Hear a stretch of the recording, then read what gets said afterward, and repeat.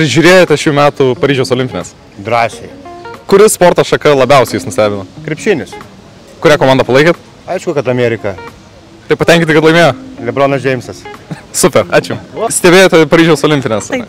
Kuris sporto šaka labiausiai nustebino? Aš labiausiai džiaugiuosi, kai tokia kažkokias naujas sporto šakas. Tai vat, man, sakykime, breiko, atkreipiamas į breiką, tai buvo super iš tikrųjų, nes žmonės vis tiek dirba, kaip ir, sakykime, ir traumos, ir finansai, ir visa kita, ir kad, kai atkreipiamas tarptautinis dėmesys į tai, yra džiugu.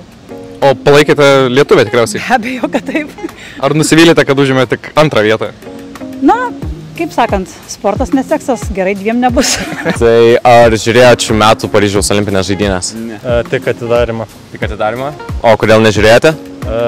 Aš kaip žiūrėti, nelabai laiko buvo, kai dirbau vasarą. O šiaip gal 3-3 dar rungtynės kelias žiūrėdavau. Palaikėt lietuvius? Jo, aišku, palaikiau. Žiūrėjote olimpinės žaidynės šiais metais? Žiūrėjom. Ir kokią sporto šaką labiausiai žiūrėjot? 3x3 krepšinį. 3x3 krepšinį ir kokia rinktinė be Lietuvos buvo labiausiai nustebino arba labiausiai patiko? Nyderlands, Olandai. Ačiū labai. So, I would like to ask you if you watched the Olympics this year? Watch. Did you watch the Olympics, Paris Olympics? Like sport event? Yes.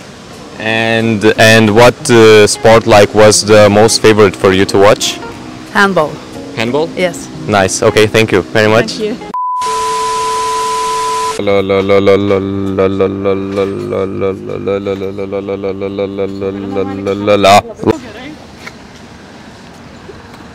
Ačiū labai už klausimus. Už klausimus. Prašau, pagailėkit mūsų. Niekam nepatau. Apie kur rodys mane? Ne. Oh, you're Kipras, yeah.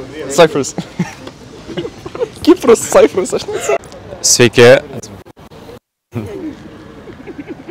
Aš esu tiesiog nesėkmė.